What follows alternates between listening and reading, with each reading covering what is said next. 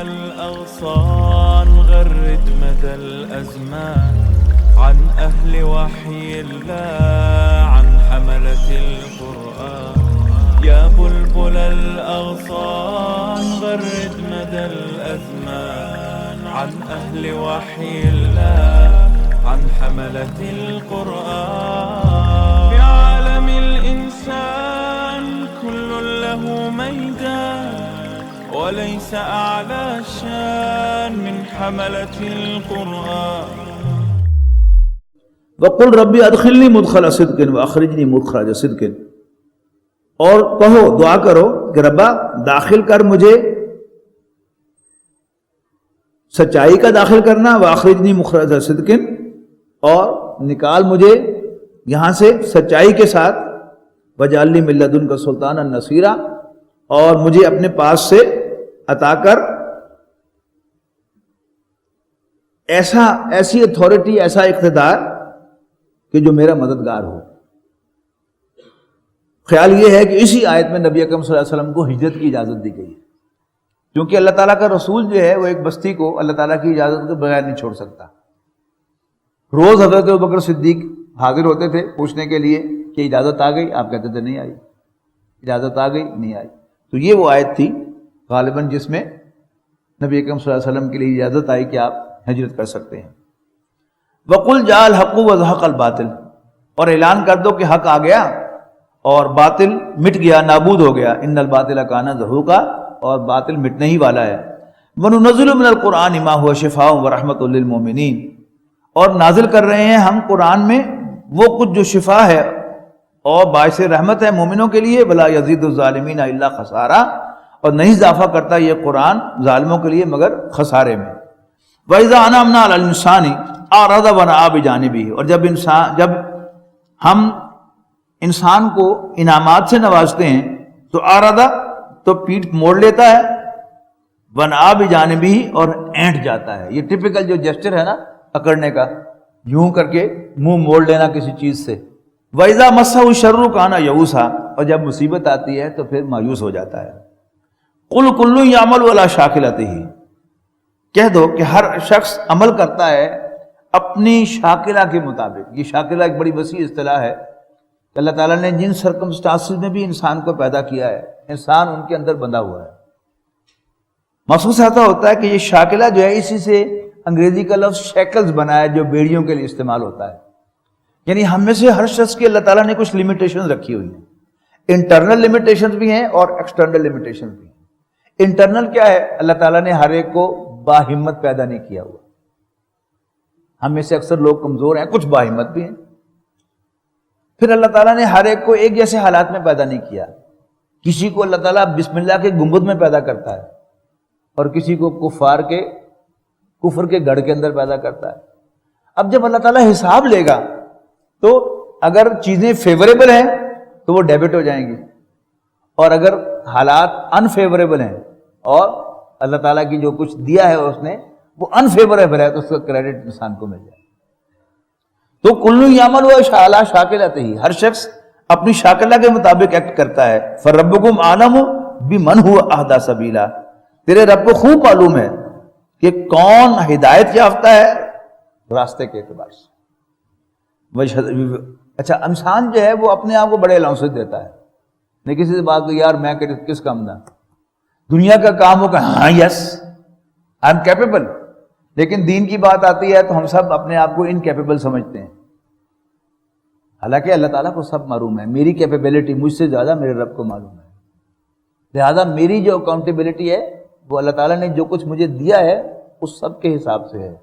جیسے balance sheet بنتی ہے تو اس میں ڈیبٹ کریڈٹ ہوتا ہے، تو اللہ تعالیٰ کے ہاں جو حساب ہے وہ اس سے بھی زیادہ سوفسٹیکیٹڈ ڈیبٹ کریڈٹ ہوگا وہاں پر۔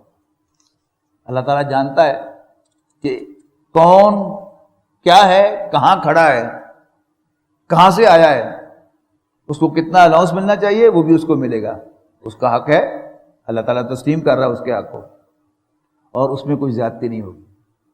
اور کس کو کتنے فیوریبل حالات اللہ تعالیٰ نے دیے تھے تو وہ بھی اکاؤنٹ فار کیے جائیں گے۔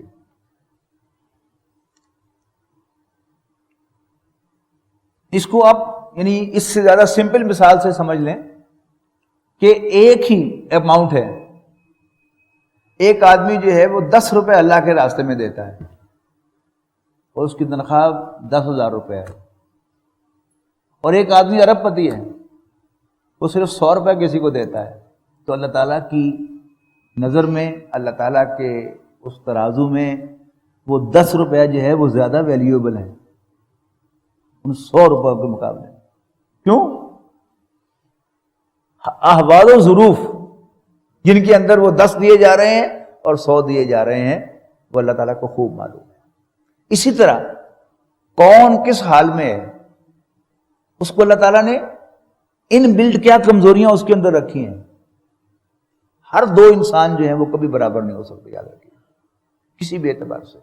یعنی جیسے اللہ تعالیٰ نے ہمارے فنگر پرنٹس مختلف بنائے ہیں، اللہ تعالیٰ نے ہمارے مائنڈز بھی مختلف بنائے، ہماری نیچرز بھی مختلف بنائی، ہماری سوچیں بھی مختلف بنائی، لیکن اللہ تعالیٰ کا محاسبہ جو ہے اس میں ظلم کا کوئی سوال نہیں، کوئی سوال نہیں، عدل ہوگا، کمزوروں کو رعایتیں ملیں گی، اور جو بھی زیادہ کیپیبل ویل فیسیلیٹیٹڈ ہوں گے ان سے اس کا پورا پورا حساب بھی لیا جائے گا۔ اللہ تعالیٰ ہمارے لیے آسانی فرمائے۔ یسألونک عن الروح، یعنی یہودیوں کی شے پر 3 سوال پوچھے تھے قریش نے رسول اللہ صلی اللہ علیہ وسلم سے کہ روح کیا چیز ہے، یعنی بڑا ٹیکنیکل سوال ہے۔ دوسرا پوچھا کہ اسباب کاف کون تھے اور ذوالقرنین کون تھے، یعنی روح ظاہر ہے اس کا تعلق وحی کے ساتھ ہے، وحی بتا سکتی ہے، اور بنی اسماعیل میں 250 سال سے وحی نہیں تھی، یہ سوال پوچھا۔ اور ذوالقرنین بھی بنی اسرائیل کے ایک بادشاہ تھے، اور اصحاب کہف بھی بنی اسرائیل کا واقعہ۔ ان میں سے 2 سوال سورہ کہف میں اللہ تعالیٰ نے بیان کر دیے، اور ایک سوال یہاں بیان کر دیا، یسألونک عن الروح، یہ آپ سے پوچھتے ہیں روح کے بارے میں، قل الروح من امر ربی، کہہ دو اے نبی صلی اللہ علیہ وسلم کہ روح میرے رب کے امر میں سے ہے۔ اب یہ امر کیا ہے؟ شاہ ولی اللہ رحمۃ اللہ علیہ نے اپنی کتاب حجت اللہ البالغہ کے پہلے چیپٹر میں افعال اللہ پر بحث کیا ہے کہ اللہ تعالیٰ کے کام جب ہم کہتے ہیں اللہ نے کیا، what does it mean؟ تو وہ فرماتے ہیں کہ اللہ تعالیٰ کے کام 3 طرح کے ہیں جب ہم کہتے ہیں اللہ نے کیا۔ ایک تو ہے اللہ تعالیٰ کا عالم امر، اللہ تعالیٰ کچھ کام تو اپنے امر سے کرتا ہے۔ یہ کیا ہے؟ عالم امر کیا ہے؟ کہ اللہ تعالیٰ کچھ کاموں کے بارے میں یہ طے کرتا ہے کہ میں یہ صرف اپنے حکم سے کروں گا، اس میں جو اسباب ہیں ان کو نہیں لاؤں گا اور ٹائم انوالو نہیں کروں گا۔ جیسے ہم سب ایک پروسیجر کے تحت اس دنیا میں آئے ہیں، ہمارے والدین کا ملاپ، وہ اس نے ہماری تخلیق کو انیشیٹ کیا، اور پھر ایک خاص پروسیس میں سے گزر کر 8-9 ماہ کے اندر ہماری تخلیق کا ایک مرحلہ مکمل ہوا، ایک چھوٹے سے بچے کی حیثیت سے ہم دنیا میں آ گئے۔ اس کے بعد پھر گروتھ شروع ہوا۔ اللہ تعالیٰ چاہتا تو کسی بھی چیز کی ضرورت نہیں تھی، ہمارے والدین صبح اٹھ کر اپنے صحن میں آتے تو ہم کھڑے ہوئے ہوتے وہاں پر، السلام علیکم جی آپ کا بیٹا آ گیا۔ اللہ تعالیٰ اس پر قادر تھا، دیکھیے اللہ تعالیٰ نے فیصلہ کیا کہ یہ ایک پروسیس سے ہو کے آئے، تو اللہ تعالیٰ جب صرف اپنے حکم سے کوئی بات جو ہے وہ کرنا چاہتا ہے تو اسے کہتے ہیں امر۔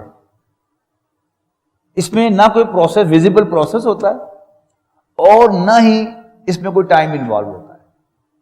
اللہ تعالیٰ کے سارے معجزات وہ کیا ہیں؟ وہ عالم امر سے آئے۔ پہلی تخلیق اس کائنات کی وہ بھی عالم امر سے ہوئی، انسان کی روح بھی عالم امر سے ہے۔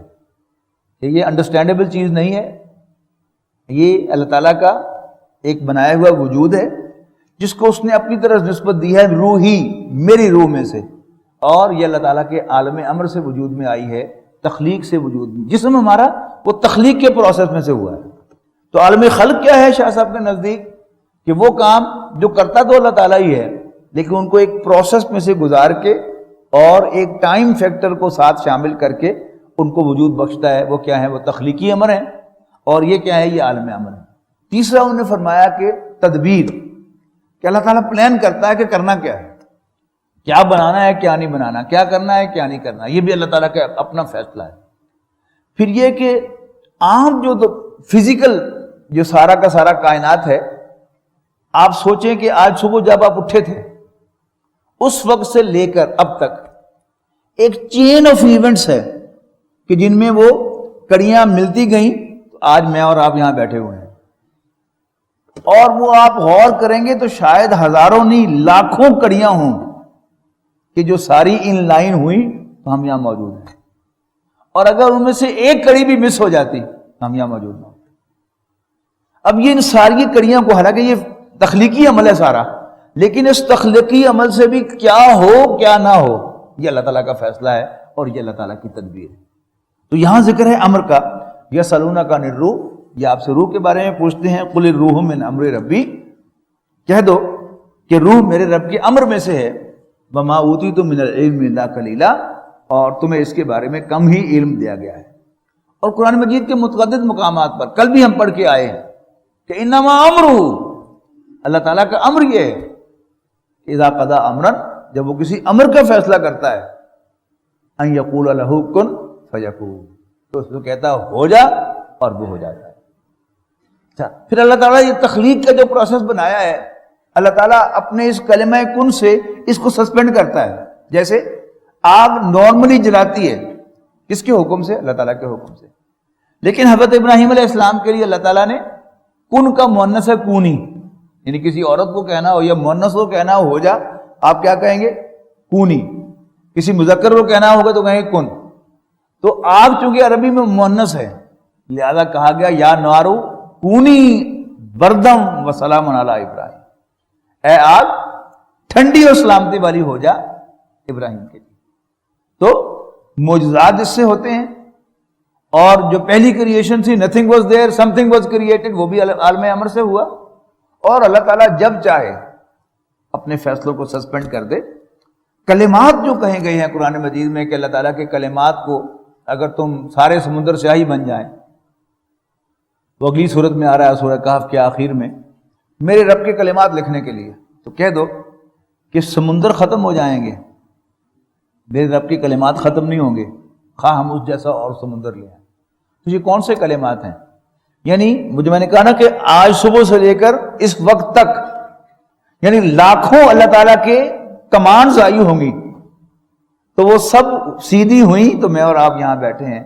تو اگر ہم میں سے ایک ایک شخص کی اتنے سے وقفے کی جو کمانڈز ہیں اللہ تعالیٰ کی وہ لاکھوں میں ہیں، تو پھر ایک 70 سال کی زندگی، 60 سال کی زندگی، اس میں کتنی کمانڈز ہوں گی؟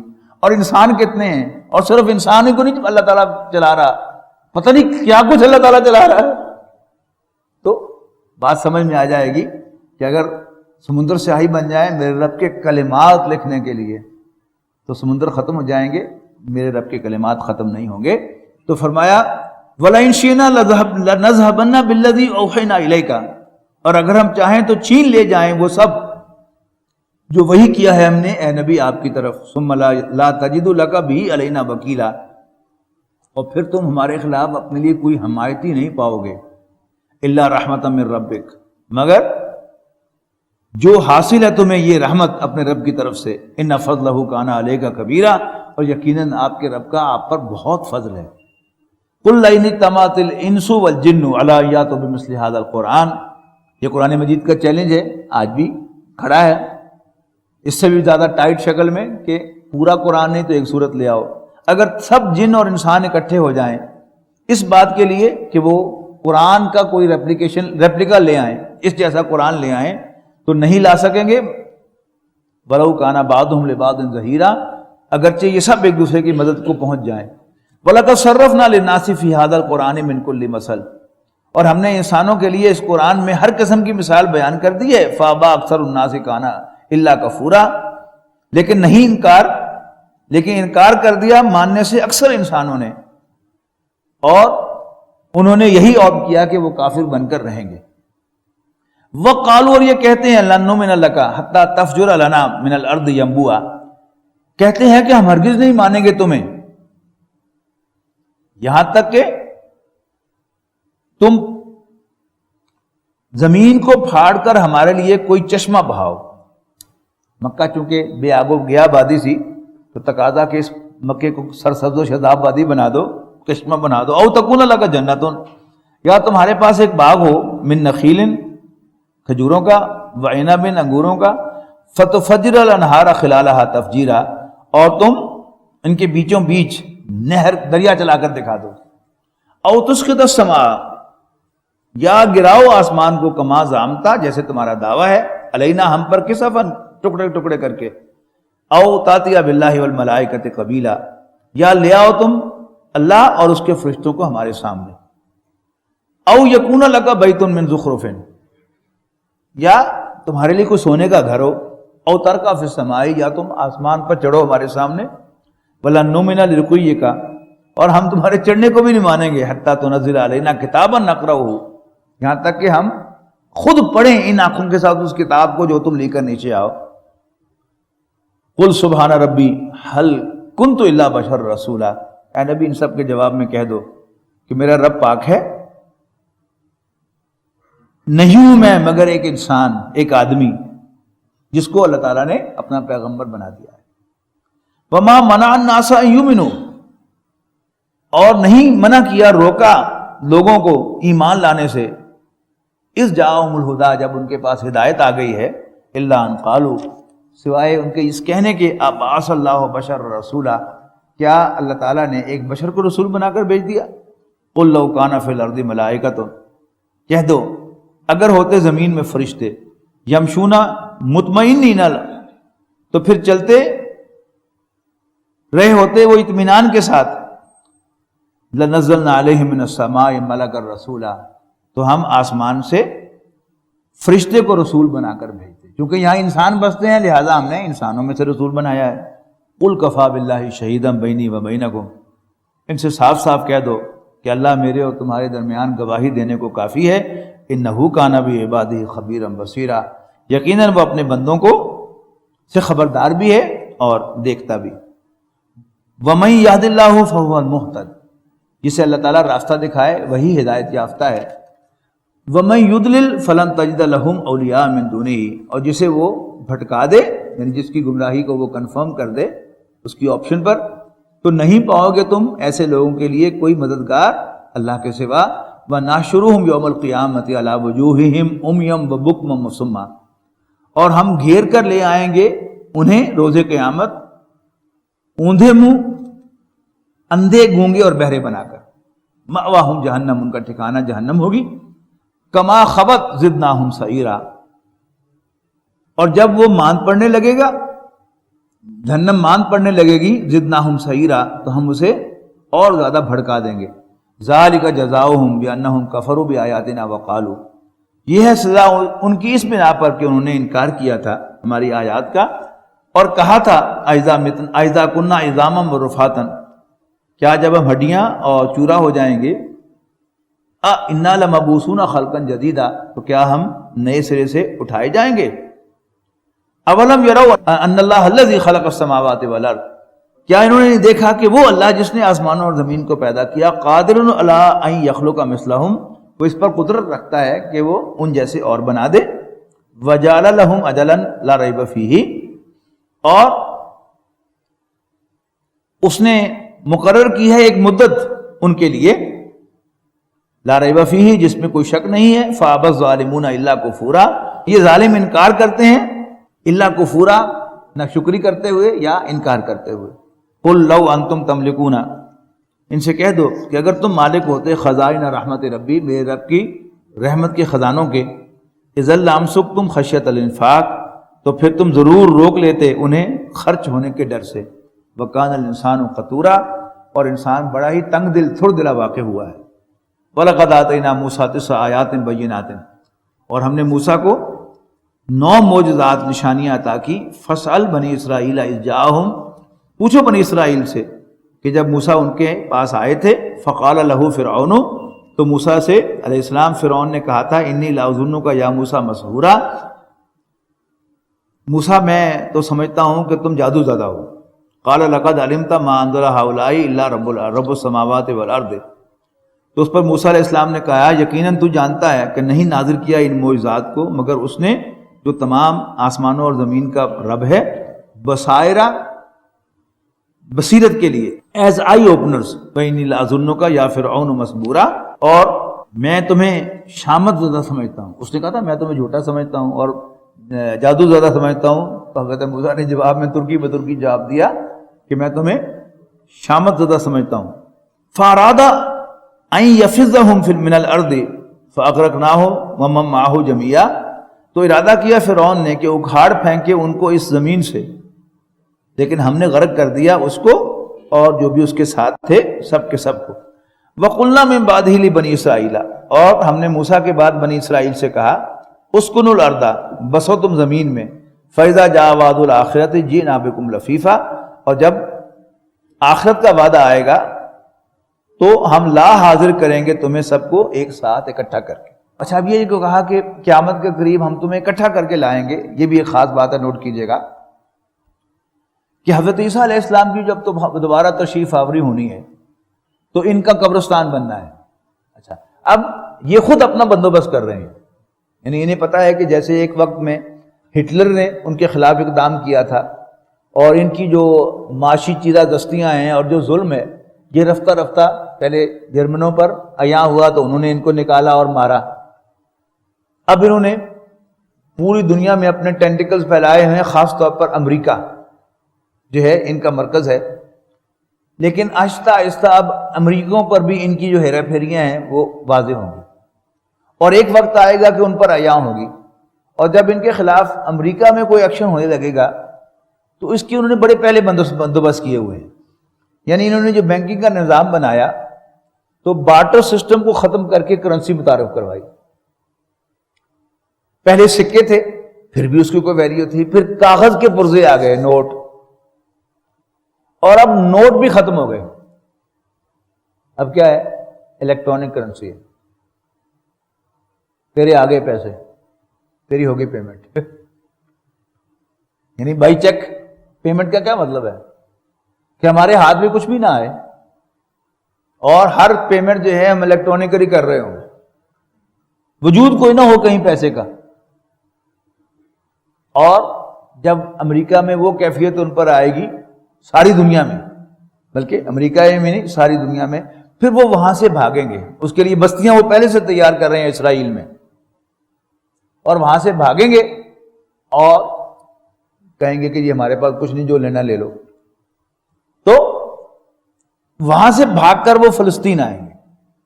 اپنے خیال میں وہ اپنے بچاؤ کے لیے آئیں گے، لیکن اللہ تعالیٰ کی پلاننگ کیا ہوگی کہ اسی وقت حضرت عیسیٰ علیہ السلام کا نزول ہوگا اور پھر ان کی نظروں کے سامنے اللہ تعالیٰ انہیں انجام سے دوچار کرے گا انشاءاللہ. وَبِالْحَقِّ أَنزَلْنَاهُ وَبِالْحَقِّ نَزَلَ. اور حقی کے ساتھ نازل کیا ہے ہم نے اس قرآن کو، اور یہ حق ہی لے کر نازل ہوا ہے. وَمَا أَرْسَلْنَاكَ إِلَّا مُبَشِّرًا وَنَذِيرًا. اور نبی ہم نے آپ کو صرف ایک خوشخبری دینے والا اور خبردار کر دینے والا بنا کر بھیجا ہے. وَقُرْآنًا فَرَقْنَاهُ. اور نازل کیا ہے ہم نے اس قرآن کو واضح مضامین کے ساتھ. لِتَقْرَأُهُ عَلَى النَّاسِ. تاکہ آپ لوگوں کو پڑھ کر سنائیں، یہ عَلَى مُقْسِن، ٹھہر ٹھہر کر. وَنَزَّلْنَاهُ تَنزِيلًا. اور ہم نے اس کو آہستہ آہستہ بتدریج نازل کیا ہے. قُلْ آمِنُوا بِهِ أَوْ لَا تُؤْمِنُوا. کہو اے نبی صلی اللہ علیہ وسلم، مانو یا نہ مانو. ان الذین اوتوا العلم من قبلہ. یقیناً اس سے پہلے جن لوگوں کو علم دیا گیا تھا، یعنی اہل کتاب، اذا یتلی علیہم، جب یہ قرآن ان کے سامنے تلاوت کیا جاتا ہے، یخرون للاذقان سجدا، تو وہ گر جاتے ہیں ٹھولیوں کے بل سجدے میں. ویقولون سبحان ربنا ان کان وعد ربنا مفعولا.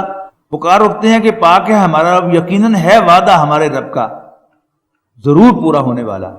وَيَخِرُّونَ لِلْأَذْقَانِ يَبْكُونَ وَيَزِيدُهُمْ خُشُوعًا. اور وہ گر پڑتے ہیں منہ کے بل روتے ہوئے سجدے میں، اور اضافہ کرتا ہے یہ کلام ان کے خشوع میں، ان کی عاجزی میں. آیت سجدہ ہے، سجدہ کر لیجیے. قُلِ ادْعُوا اللَّهَ أَوِ ادْعُوا الرَّحْمَٰنَ. کہو کہ اللہ کہہ کر پکار لو یا رحمان کہہ کر پکار لو. ایما تدعو، جس نام سے بھی پکارو، فلہ الاسماء الحسنی، سارے اچھے نام تو اسی کے ہیں.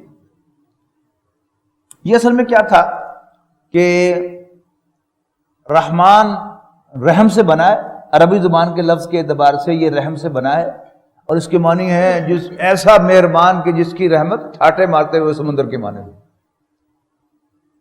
اور دنیا میں اللہ تعالیٰ کی اسی رحمت کا ظہور ہے کہ اس کے دسترخوان پر اس کے باغی بھی کھاتے ہیں، کافر بھی کھاتے ہیں، مشرک بھی کھاتے ہیں، ہے وہ دنیا میں بھی اہل ایمان کے لیے، جو اس کو مانتے ہیں اسی کو ملنا چاہیے نا. لیکن آخرت میں یہ خاص ہو جائے گا اس کے ماننے والوں کے لیے، اس کے وفاداروں کے لیے. اس پر تو کوئی اعتراض والی بات نہیں ہے. لیکن ایک رائے یہ ہے کہ عربی میں تو اس کے معنی یہی ہے، جس طرح اللہ تعالیٰ کے لیے مختلف زبانوں میں مختلف نام ہیں. اللہ کے پیرلل انگریزی میں کیپٹل جی والا گاڈ ہے، فارسی میں خدا ہے. اسی طرح عبرانی میں اللہ کے پیرلل جو اللہ تعالیٰ کا نام تھا وہ الرحمن تھا.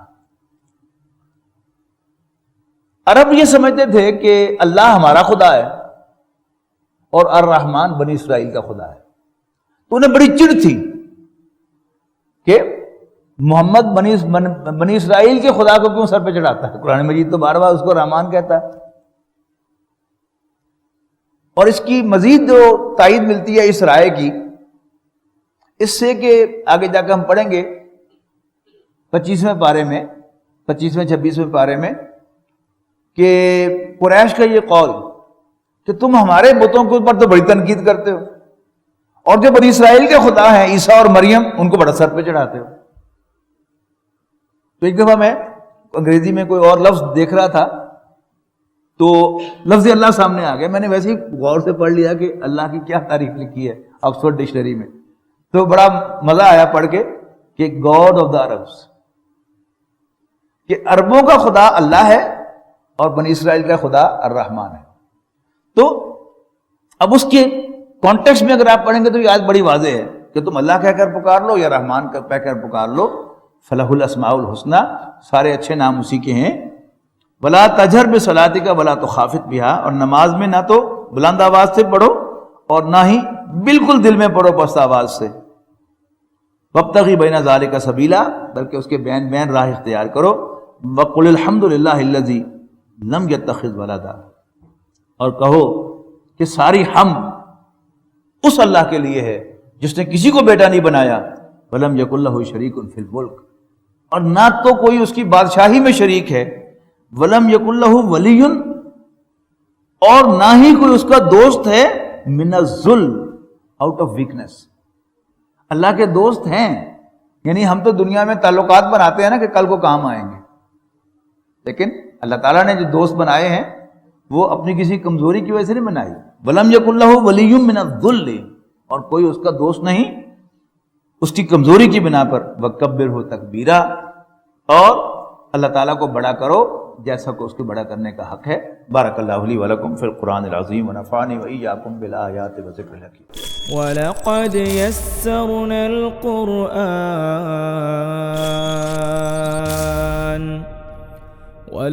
يَسَّرْنَا الْقُرْآنَ لِلذِّكْرِ فَهَلْ مِن مُّدَّكِرٍ